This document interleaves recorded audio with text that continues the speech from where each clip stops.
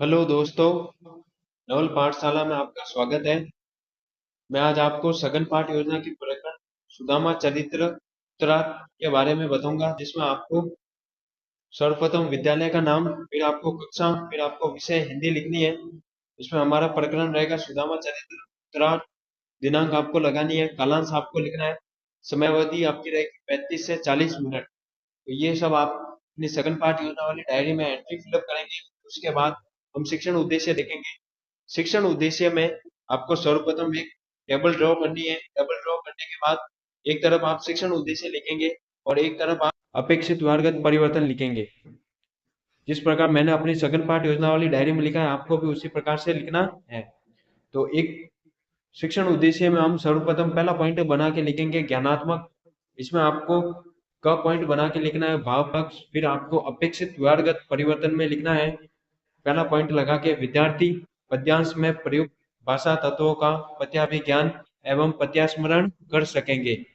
फिर हम दूसरा शिक्षण उद्देश्य देखेंगे अर्थ ग्रहणात्मक। इसमें आपको लिखना है विद्यार्थी सुदामा चरित्र पाठ में सुदामा की दीनहीन छवि से परिचित हो सकेंगे।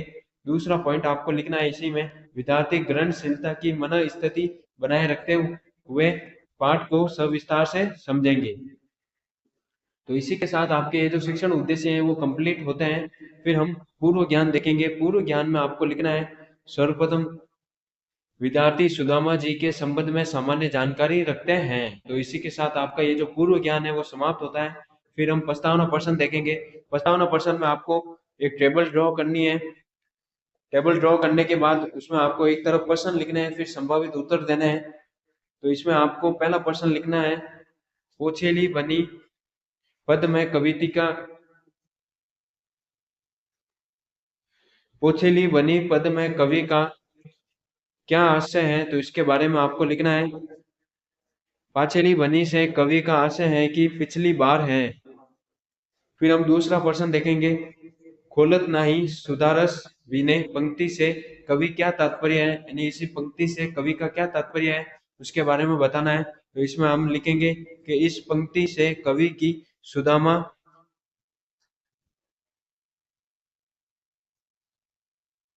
इस पंक्ति से कवि की सुदामा की दीनहीन की भावना प्रस्तुत की गई है। तो इसी के साथ आपके जो प्रस्तावना प्रश्न है वो कंप्लीट होता है। आपको इसी प्रकार से अपनी सघन पाठ योजना वाली डायरी में लिखना है जिस प्रकार मैंने लिखा है।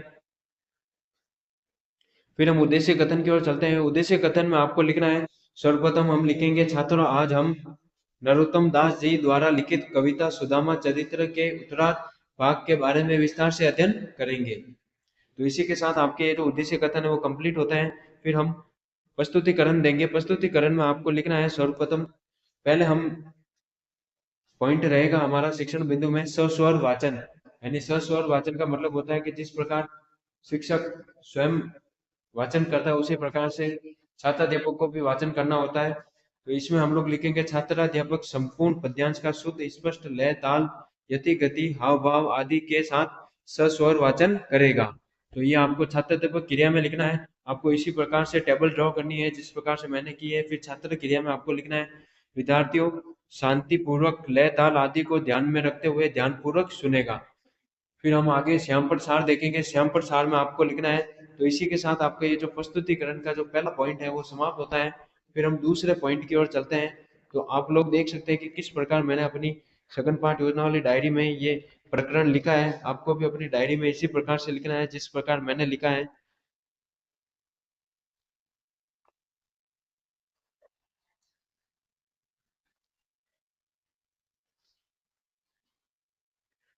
तो अभी हम दूसरे शिक्षण बिंदु पर चलते हैं। दूसरे शिक्षण बिंदु का नाम है अनुकरण वाचन। तो इसमें आप लोग लिखेंगे छात्र दीपक क्रिया में सर्वप्रथम छात्र दीपक कतिपय विद्यार्थियों को विषय वस्तु का अनुकरण वाचन करने का निर्देश देगा। फिर हम छात्र क्रिया में देखेंगे विद्यार्थी ध्यान छात्र अध्यापक के निर्देशानुसार लय ताल यति गति हाव भाव आरोह अवरोह आदि का ध्यान रखते हुए अनुकरण वाचन करेंगे। तो इसी के साथ आपके जो छात्र क्रिया है वो कंप्लीट होते हैं। फिर हम आगे श्यामपट सार देखेंगे। श्यामपट सार में आपको शुद्ध और एक तरफ अशुद्ध शब्द दे रखे हैं। इसी प्रकार से आपको ब्लैक पेन में लिखना है। पहले हम लिखेंगे पुलकनी, तो इसमें आपको लिखना है पर्सन होना, यानी इसमें आपको शब्द और उसका अर्थ दे रखा है। फिर हम लिखेंगे पटवानी, इसका मतलब होता है विदाई। फिर हम लिखेंगे भवन, फिर हम लिखेंगे भवन, इसका आंसर होगा। फिर हम लिखेंगे ठाड़े, इसका मतलब होता है खड़े। तो इसी के साथ आपको शब्द और अर्थ दोनों लिखना है अपनी सघन पाठ योजना वाली डायरी में, जिस प्रकार से मैंने लिखा है। फिर हम आगे शिक्षण बिंदु पर चलते हैं। अगले शिक्षण बिंदु का नाम है अशुद्धि संशोधन। इसमें आपको लिखना है छात्र अध्यापक वाचन के समय उच्चारण की अशुद्धि संशोधन पर ध्यान देगा। फिर हम आगे छात्र क्रिया में लिखेंगे विद्यार्थी शुद्ध उच्चारण का अभ्यास करेंगे। तो इसी के साथ आपका ये जो प्रस्तुतिकरण है, इसके जो तीनों बिंदु हैं वो यहीं पर ही समाप्त होता है। फिर हम आप देख सकते हैं कि मैंने अपनी डायरी में किस प्रकार से इन तीनों बिंदु को लिखा है, आपको भी उसी प्रकार से लिखना है।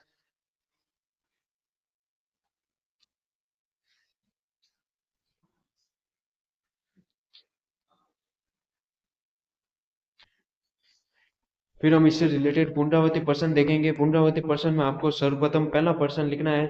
पहले प्रश्न का नाम रहेगा चोरी की बान में भोजू कवि ने रस, इस पंक्ति के पीछे कौन सी अंतर कथा है, इसके बारे में आपको बताना है। फिर हम दूसरा प्रश्न पुनरावृत्ति प्रश्न देखेंगे। इसमें आपको लिखना है कृष्णा ने सुदामा को सब कुछ बताए, बता क्यों दिया, इसके बारे में आपको आंसर देना है। तो इसी के साथ आपके पुनरावृत्ति समाप्त होता है। फिर हम मूल्यांकन प्रश्न देखेंगे। मूल्यांकन प्रश्न में आपको लिखना है सर्वप्रथम पहला पॉइंट लगा के लिखना है पद्यांश में आए केटक पद का क्या अर्थ है, इसके बारे में आपको आंसर देना है। यह आपका ऑब्जेक्टिव टाइप क्वेश्चन है, इसमें आपको आंसर बताना है। पहला हमारा ऑप्शन होगा कांटे, दूसरा हमारा ऑप्शन होगा चने, तीसरा हमारा ऑप्शन होगा चावल, चौथा हमारा ऑप्शन होगा पोटली। तो इसके बारे में आपको आंसर देना है। फिर हम दूसरा प्रश्न देखेंगे द्वारिका से खाली हाथ लौटते समय सुदामा की मन स्थिति कैसी थी, तो इसके बारे में आपको आंसर बताना है। तो इसी के साथ आपके मूल्यांकन प्रश्न समाप्त होते हैं। फिर हम गृह कार्य देखेंगे। गृह कार्य में आपको लिखना है कृष्णा व सुदामा की मित्रता के पद्यांश को कंठस्थ करके कक्षा में सुनाइए। तो इसके बारे में आपको इनकी कहानी पूरी कक्षा में सुनानी है, आपको ये गृह कार्य देना है। और गृह कार्य आपका यहीं पर ही समाप्त होता है। फिर हम गृह कार्य के बाद सुझाव देंगे। सुझाव में आपको लिखना है पाठ योजना सराहनीय है। दूसरा हम सुझाव देंगे पाठ योजना पूर्ण आत्मविश्वास के साथ पढ़ाया जाता है। तो इसी के साथ आपका ये जो सुझाव है वो कंप्लीट होता है। फिर हम एक तरफ स्वयं के हस्ताक्षर करेंगे और दूसरी तरफ पर्यवेक्षक के हस्ताक्षर करवाएंगे। और इसी के साथ आपका ये जो सुदामा चरित्र वाला जो प्रकरण है वो पूरी तरह से समाप्त होता है। आप देख सकते हैं कि मैंने किस प्रकार लिखा है अपनी डायरी में, आपको भी अपनी सघन पाठ योजना वाली डायरी में इसी प्रकार से लिखना है।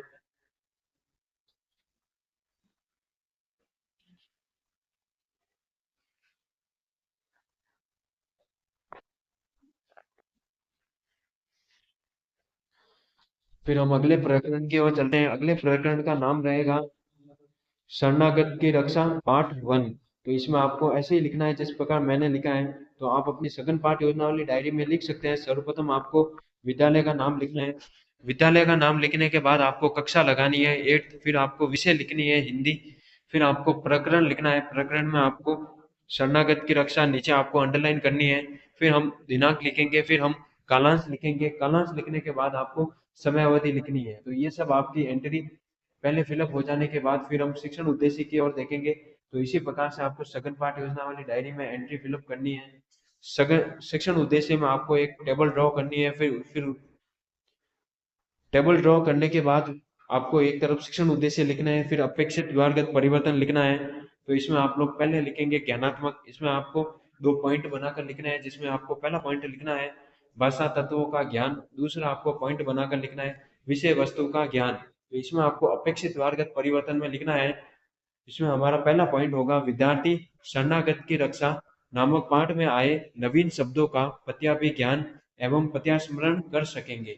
दूसरा हम पॉइंट लिखेंगे विद्यार्थी शरणागत की रक्षा पाठ में आए नवीन शब्दों का शुद्ध अशुद्ध उच्चारण कर सकेंगे। तो इसी के साथ आपके ये जो दो पहला जो शिक्षण उद्देश्य है वो समाप्त होता है। फिर हम पूर्व ज्ञान की ओर चलते हैं। पूर्व ज्ञान में आपको लिखना है विद्यार्थी शरणागत की रक्षा कहानी की सामान्य जानकारी रखते हैं। तो इसी के साथ आपका ये जो पूर्व ज्ञान है वो कंप्लीट होता है। फिर हम आगे की ओर चलते हैं। आगे हम प्रस्तावना प्रश्न लिखेंगे। प्रस्तावना प्रश्न में आपको वही एक टेबल ड्रॉ करनी है। एक तरफ आप पर्सन लिखेंगे और एक तरफ आप संभावित उत्तर देंगे। तो इसमें हमारा पहला प्रस्तावना प्रश्न होगा, भारत का क्षेत्रफल की दृष्टि से सबसे बड़ा राज्य है, तो इसमें आपको आंसर बताना है राजस्थान। फिर हम दूसरा प्रश्न देखेंगे, राजस्थान में त्रिनेत्र गणेश जी का मंदिर कहाँ है, तो इसमें आपको आंसर देना है रणथंभौर में। फिर हम तीसरा प्रश्न देखेंगे, रणथंभौर के राजा हमीर से संबंधी कोई कहानी बताओ, तो इसमें आपका जो तीसरा प्रश्न है वो समस्यात्मक हो जाएगा। इसी के साथ आपके ये जो प्रस्तावना प्रश्न है वो समाप्त होते हैं। फिर हम आगे उद्देश्य कथन की ओर चलते हैं। उद्देश्य कथन में आपको देना है, आज हम राजा हमीर से संबंधी शरणागत की रक्षा कहानी का अध्ययन करेंगे। तो ये आपका उद्देश्य कथन हो जाएगा। और उद्देश्य कथन के बाद हम प्रस्तुतिकरण देंगे। प्रस्तुतिकरण में आपको सर्वप्रथम शिक्षण बिंदु लिखना है, फिर आपको छात्र छात्र दीपक क्रियाएं बतानी है, फिर आपको छात्र क्रियाएं बतानी है, फिर आपको श्यामपट्ट सार बताना है।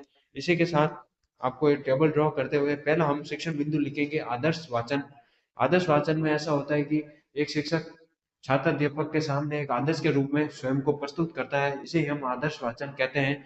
इसमें आपको छात्र छात्र अध्यापक क्रियाएं लिखनी है। छात्र अध्यापक शुद्ध, स्पष्ट, उचित, आरोह अवरोह पूर्वक गति तथा हाव भाव के साथ आदर्श वाचन करेगा।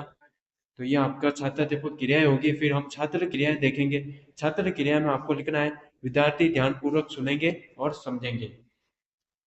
तो ये आपका जो पहला शिक्षण बिंदु है वो कंप्लीट होता है। आप देख सकते हैं कि मैंने अपनी सघन पाठ वाली जो डायरी है उसमें किस प्रकार से ये शरणागत की रक्षा वाला जो प्रकरण है वो किस प्रकार से लिखा है। आपको भी इसी प्रकार से लिखना है जिस प्रकार मैंने लिखा है।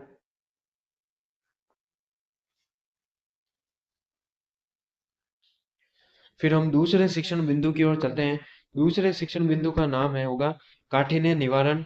यानी काठिन्य निवारण का मतलब होता है कि जिस प्रकार टीचर कोई शब्द या फिर कोई पाठ पढ़ाता है तो उसमें जो कठिन शब्द आते हैं उनको विस्तार पूर्वक समझाना ही काठिन्य निवारण होता है। यानी कठिन शब्दों का शुद्ध रूप में निवारण करना ही काठिन्य निवारण कहलाता है। तो इसमें आप लोग लिखेंगे, छात्र दीपक क्रिया में शिक्षण बिंदु दो लगाकर काठिन्य निवारण लगाकर फिर हम छात्र छात्र दीपक क्रिया देंगे। उसमें आपको लिखना है, छात्राध्यापक कठिन शब्दों के अर्थ को श्याम पट पर लिखकर प्रस्तुत करेगा। फिर हम छात्र क्रियाएं देंगे। छात्र क्रिया में आपको लिखना है, विद्यार्थी अपनी अपनी अभ्यास पुस्तिका में लिखेंगे। तो इसी के साथ आपकी छात्र क्रियाएं समाप्त होती है। फिर हम श्यामपट सार देंगे। श्यामपट सार में आपको लिखना है, एक तरफ आपको शब्द लिखने हैं, दूसरी तरफ आपको अर्थ लिखना है। तो इसमें आप लोग लिखेंगे, व्यथा, व्यथा का अर्थ होता है दुख, हुक्म का मतलब होता है आदेश। फिर हम तीसरा शब्द देखेंगे भगोड़ा। इसमें आपको अर्थ लिखना है भागा हुआ। फिर आपको लिखना है क्रोधाग्नि। क्रोधाग्नि का मतलब होता है क्रोध की अग्नि। फिर आपको लिखना है हिमाकत। इसमें आप लोग लिखेंगे हिम्मत। जिस प्रकार मैंने अपनी सकल पाठ वाली जो डायरी है उसमें लिखा है, आपको भी श्यामपट सार ब्लैक पेन से लिखना है, जिससे पता चले कि ये हमारा श्यामपट सार है। फिर हम अगले बिंदु पे अगले बिंदु पर चलते हैं। अगले बिंदु का नाम होगा बोध प्रश्न। बोध प्रश्न में आपको बोध प्रश्न देने हैं और आगे आपको आंसर लिखना है छात्र दीपक कथन में, यानी छात्र दीपक क्रियाएं में। फिर हम छात्र दीपक कथन में हम विकासात्मक प्रश्न यानी बोध प्रश्न देखेंगे। पहला हमारा बोध प्रश्न है, रणथंभौर के महाराज कौन है, तो इसमें आपको आंसर लिखना है राजा हमीर। फिर आपको दूसरा प्रश्न लिखना है, हमीर की शरण में कौन आया था, तो इसमें आपको आंसर देना है माहिम शाह। फिर आपको तीसरा प्रश्न देना है, रणथंभौर का किला किसने घेर लिया था, तो इसमें आपको आंसर देना है अलाउद्दीन खिलजी ने। फिर हम चौथा प्रश्न देंगे, कर्तव्य की सीमा क्या है, तो इसमें आपको आंसर लिखना है कर्तव्य पालन। तो इसी के साथ आपके ये जो बोध प्रश्न है वो समाप्त होते हैं और ये जो हमारे जो प्रस्तुतिकरण है वो भी पूर्ण रूप से समाप्त होता है। आप देख सकते हैं कि किस प्रकार मैंने अपना प्रस्तुतिकरण दिया है। आपको भी इसी प्रकार से अपनी सघन पाठ योजना में इसी प्रकार से प्रस्तुतिकरण देना है, पॉइंट बनाते हुए लिखना है, श्याम पर सार देना है। फिर हम इससे रिलेटेड पुनरावृत्ति प्रश्न देखेंगे। पुनरावृत्ति प्रश्न में आपको सर्वप्रथम पहला पुनरावृत्ति प्रश्न लिखना है, राजस्थान क्षेत्रफल की दृष्टि से खाली जगह है, तो इसमें आपको खाली जगह पर स्थान बताना है कौन सा है। फिर हम दूसरा प्रश्न देखेंगे, माहिम शाह किसकी शरण में आया था, इसके बारे में आपको आंसर बताना है। फिर हम मूल्यांकन प्रश्न देखेंगे। मूल्यांकन प्रश्न में आपको लिखना है, यानी पुनरावृत्ति प्रश्न खत्म हो जाने के बाद हम मूल्यांकन प्रश्न देखेंगे। मूल्यांकन प्रश्न में आपको लिखना है, राजा हमीर कहाँ के राजा थे, तो इसके बारे में आपको आंसर बताना है। फिर दूसरा प्रश्न देना है, कर्तव्य पालन किसकी सीमा है। ये आपका ऑब्जेक्टिव टाइप क्वेश्चन होगा। इसमें आपको ऑप्शन बना के लिखना है। पहला हम ऑप्शन देंगे कर्तव्य, दूसरा हम ऑप्शन देंगे निष्ठा, तीसरा हम ऑप्शन देंगे राग द्वेष, तो इसमें आपको कोष्टक में आंसर लिखना है। तो इसी के साथ आपके ये जो मूल्यांकन प्रश्न है वो समाप्त होते हैं। फिर हम गृह कार्य देंगे। गृह कार्य में आपको लिखना है राजा हमीर के जीवन के बारे में बताओ, यानी राजा हमीर के जीवनी के बारे में आपको बताना है। ये आपका गृह कार्य होगा और गृह कार्य इसी के साथ समाप्त भी होता है। फिर हम इससे रिलेटेड सुझाव देखेंगे। सुझाव में आपको सर्वप्रथम पहला सुझाव देना है पाठ योजना अच्छी रही है। दूसरा हम सुझाव देंगे पाठ योजना आत्मविश्वास से पढ़ाई गई है। तो इसी के साथ आपके जो सुझाव है वो कंप्लीट होते हैं।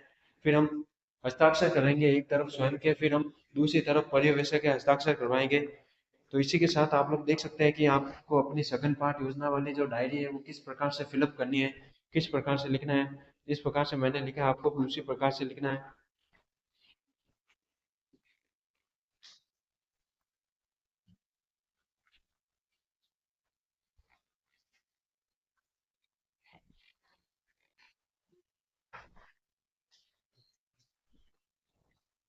तो आपका ये जो प्रकरण है शरणागत की रक्षा वो यहीं पर ही कंप्लीट होता है। फिर हम अगले प्रकरण की ओर चलेंगे जो हमारा तीसरा प्रकरण होगा। उसमें हम प्रकरण का नाम देंगे चंद्रशेखर आजाद। तो इसमें आपको सर्वप्रथम एंट्री फिलअप करनी है इस सघन पाठ योजना वाली डायरी में। सर्वप्रथम आप विद्यालय का नाम लिखेंगे, फिर आप कक्षा लिखेंगे, फिर आप विषय लिखेंगे हिंदी, फिर आप प्रकरण लिखेंगे चंद्रशेखर आजाद, फिर आप दिनांक लिखेंगे, फिर आप कालांश लिखेंगे थर्ड, फिर आप समयावधि देंगे 30 मिनट। तो इसी के साथ आपकी ये जो एंट्री है वो पूर्ण रूप से कंप्लीट हो जाती है। फिर हम शिक्षण उद्देश्य देखेंगे। शिक्षण उद्देश्य में आपको देना है सर्वप्रथम आप पहला शिक्षण उद्देश्य देंगे एक टेबल ड्रॉ करते हुए ज्ञानात्मक। फिर हम उसमें आप पॉइंट बनाते हुए लिखेंगे भाषा तत्वों का ज्ञान, ब पॉइंट बना के लिखेंगे विषय वस्तु का ज्ञान। तो इसी के साथ आप लिखेंगे अपेक्षित व्यवहारगत परिवर्तन में। इसमें आपको लिखना है अपेक्षित व्यवहारगत परिवर्तन में आप लोग लिखेंगे पहला पॉइंट बनाते हुए विद्यार्थी चंद्रशेखर आजाद नामक पाठ में आए नवीन शब्दों का पत्याभिज्ञान एवं पत्यास्मरण कर सकेंगे। दूसरा हम पॉइंट बनाकर लिखेंगे विद्यार्थी नवीन शब्दों का शुद्ध अशुद्ध उच्चारण एवं वर्तनी में भेद कर सकेंगे। तो इसी के साथ आपके ये जो शिक्षण उद्देश्य है वो कंप्लीट होते हैं। आपको अपनी डायरी में इसी प्रकार से लिखना है और उसे फिलअप करना है। फिर हम पूर्व ज्ञान देखेंगे। पूर्व ज्ञान में आपको लिखना है विद्यार्थी स्वतंत्रता सेनानियों के बारे में सामान्य जानकारी रखते हैं। तो इसी के साथ आपका ये पूर्व ज्ञान है वो कंप्लीट होता है। फिर हम प्रस्तावना प्रश्न देंगे। प्रस्तावना प्रश्न में आपको टेबल ड्रॉ करते हुए लिखना है। पहले हम प्रश्न लिखेंगे फिर हम संभावित उत्तर देंगे। पहला हमारा प्रश्न का नाम होगा अंग्रेजों का विरोध करने वाले व्यक्ति क्या कहलाते थे। तो इसमें आपको संभावित उत्तर में देना है स्वतंत्रता सेनानी। फिर हम दूसरा प्रश्न देखेंगे भारत के प्रमुख स्वतंत्रता सेनानियों के बारे के नाम बताओ। तो इसमें आपको नाम बताना है चंद्रशेखर आजाद, महात्मा गांधी, सुभाष चंद्र बोस आप लिख सकते हैं। फिर हम तीसरा प्रश्न देखेंगे चंद्रशेखर के बारे में आप क्या जानते हैं। तो इसमें आपको आंसर देना है समस्यात्मक प्रश्न। तो इसी के साथ आपके ये प्रस्तावना प्रश्न है वो कंप्लीट होते हैं। फिर हम आगे की ओर चलते हैं। आगे हमारा जो टॉपिक रहेगा यानी जो पॉइंट रहेगा वो है उद्देश्य कथन। तो उद्देश्य कथन में आपको लिखना है आज हम स्वतंत्रता सेनानी चंद्रशेखर आजाद पाठ का अध्ययन करेंगे, यानी चंद्रशेखर आजाद पाठ का विस्तार पूर्वक अध्ययन करेंगे।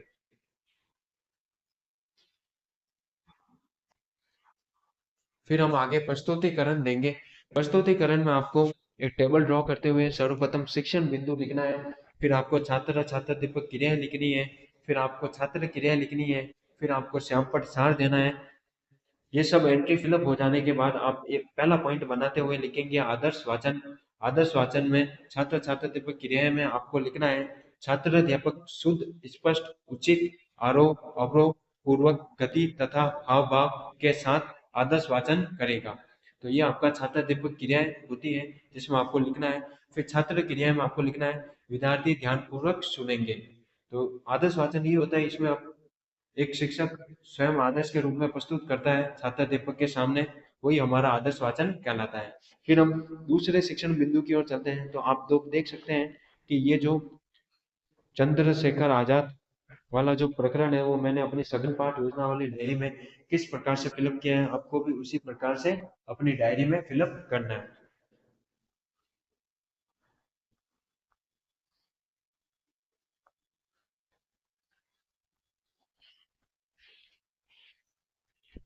फिर हम आगे शिक्षण बिंदु पर चलते हैं। अगले शिक्षण बिंदु का नाम रहेगा काठिन्य निवारण। यानी काठिन्य निवारण का मतलब होता है कि इसमें शिक्षक कठिन शब्दों को शुद्ध करते हुए बताता है, यानी कठिन शब्दों का निवारण करना ही काठिन्य निवारण कहलाता है। तो इसमें आपको लिखना है सर्वप्रथम छात्राध्यापक क्रियाएं में हम लिखेंगे छात्राध्यापक विद्यार्थियों द्वारा किए गए अशुभ शब्दों को शुद्ध करते हुए श्याम पट पर लिखकर प्रस्तुत करेगा। छात्र क्रिया में आपको लिखना है विद्यार्थी अपनी अपनी अभ्यास पुस्तिका में लिखेंगे। फिर हम श्याम पट सार देंगे, आपको एक तरफ शब्द लिखना है और एक तरफ अर्थ लिखना है। श्याम पट सार आपको ब्लैक पेन में लिखना है, यानी ब्लैक पेन से लिखना है। इसमें आपको दे रखा है एक तरफ शब्द और एक तरफ अर्थ। शब्द हमारा रहेगा परतंत्रता, जिसका अर्थ होता है पराधीन। फिर हम दूसरा शब्द देखेंगे निरंतर, इसमें आपको अर्थ लिखना है लगातार। फिर हम तीसरा शब्द देंगे निरपराध, इसमें आपको लिखना है अर्थ में बिना अपराध के। फिर हम चौथा शब्द देंगे कचहरी, इसमें आपको अर्थ लिखना है न्यायालय।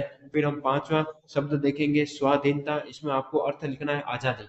इसी के साथ आपका ये जो श्यामपट सार है वो कंप्लीट होता है। आप लोग देख सकते हैं कि किस प्रकार मैंने अपनी डायरी में ये काठिन्य निवारण और श्यामपट सार दिया है। आपको इसी प्रकार से अपनी डायरी में भरना है। फिर हम अगले शिक्षण बिंदु पर चलते हैं बोध प्रश्न। बोध प्रश्न में आपको लिखना है सर्वप्रथम हमारा पहला बोध प्रश्न होगा स्वतंत्रता हेतु सामूहिक संघर्ष कब हुआ था। तो इसमें आपको आंसर देना है 1857 ईस्वी में। फिर हम दूसरा प्रश्न देखेंगे चंद्रशेखर आजाद को संस्कृत पढ़ने के लिए कहाँ भेजा गया। तो इसमें आपको आंसर देना है काशी में। फिर हमारा तीसरा प्रश्न है चंद्रशेखर ने धनुष बाण चलाना किससे सीखा। तो इसमें हम आंसर देंगे भीलों से। तो इसी के साथ आपके ये जो बोध प्रश्न है वो कंप्लीट होता है, यानी पूर्ण रूप से आपका एक जो प्रस्तुतिकरण है वो समाप्त होता है। फिर हम पुनरावृत्ति प्रश्न की ओर चलते हैं। पुनरावृत्ति प्रश्न में आप लोग सर्वप्रथम पहला पुनरावृत्ति प्रश्न देंगे। इसमें आपको देना है प्रश्न 1। इसमें आप लोग लिखेंगे स्वतंत्रता सेनानी कौन होते हैं, इसके बारे में आपको बताना है। फिर हम दूसरा पुनरावृत्ति प्रश्न देखेंगे कचहरी का क्या अर्थ होता है, इसके बारे में आपको बताना है। तो इसी के साथ आपके जो पुनरावृत्ति प्रश्न है वो कंप्लीट होते हैं। फिर हम मूल्यांकन प्रश्न की ओर चलते हैं। मूल्यांकन प्रश्न में आपको लिखना है सर्वप्रथम हमारा पहला मूल्यांकन प्रश्न है स्वाधीनता का अर्थ बताओ। तो इसमें आपको स्वाधीनता का अर्थ बताना है। फिर हम दूसरा मूल्यांकन प्रश्न देखेंगे बचपन से ही वे बहुत खाली जगह थे। तो आगे कोष्टक में आपको दे रखा है साहसी या निडर, इसमें आपको खाली जगह में आंसर भरना है। फिर हम तीसरा मूल्यांकन प्रश्न देखेंगे पुलिस ने आजाद को क्यों गिरफ्तार किया था, इसके बारे में आपको बताना है। तो इसी के साथ आपके मूल्यांकन प्रश्न समाप्त होते हैं।